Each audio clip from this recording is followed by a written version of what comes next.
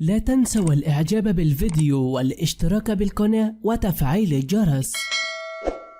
السيد مقتدى الصدر يصدم الرئيس العراقي محمد شياع السوداني. مقتدى الصدر يرفض دعوة الرئيس العراقي المشاركة في الانتخابات. رد زعيم التيار الصدر في العراق مقتدى الصدر الجمعة على رسالة الرئيس العراقي عبد اللطيف جمال الرشيد التي دعا فيها للمشاركة في الانتخابات التشريعية المقرر في نوفمبر، مجددا رفضه المشاركة. وقال الصدر في رسالة الرئيس العراقي حينما أمرت بمقاطعة الانتخابات: لم أكن أبتغي تأجيلها أو إلغائها على الإطلاق، ولكن ما يحزنني أن يتشارك بها شعب عظيم لكن ينتخب الفاسدين والوقاحين والسرق المال. وتابع أنه على الرغم من ذلك، أي حتى وأن لم أشترك ولن أشترك مع الفاسدين وأعداء الشعب، فإننا سأبقى جنديا من جنود العراق. أما كل ما يعصف به من بلاءات ومصائب، وسأكون أول المدافعين عنه أمام التحديات في شرق أو غرب أو غير ذلك، لكي نعيش بلا فساد ولا تبيعة ولا طائفية مقاطية. وأعلن مقتدى الصدر في 27 مارس الماضي قرار عدم مشاركته في الانتخابات، قائلا في رد مكتوب على سؤال بشأن دور التيار الصدري في الانتخابات المقبلة: ما دام الفساد موجود فلن أشارك في عملية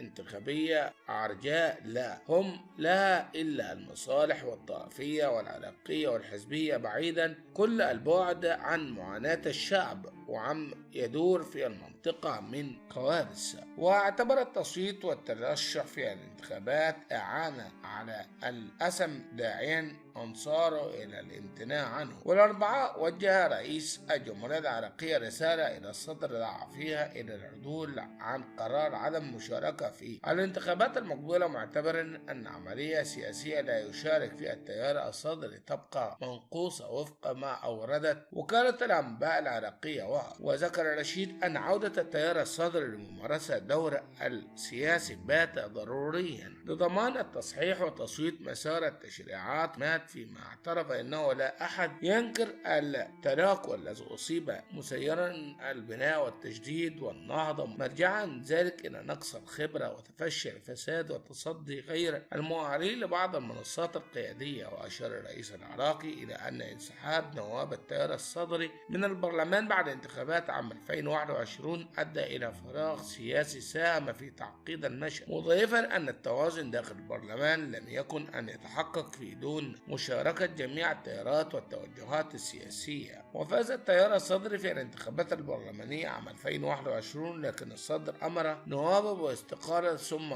أعلن في العام التالي الانسحاب بشكل نهائي من العملية السياسية في البلد، بعد أن أحبطت أحزاب منافسة محاولته تشكيل حكومة أغلبية مع الأحزاب الكردية والسنية فقط. وفي وقت سابق من إبريل حدد مجلس الوزراء 11 نوفمبر موعدا لإجراء الانتخابات البرلمانية، وخلال آخر انتخابات برلمانية أجريت في 10 أكتوبر 2021 سجلت الانتخابات نسبة مشاركة بلغت 41%.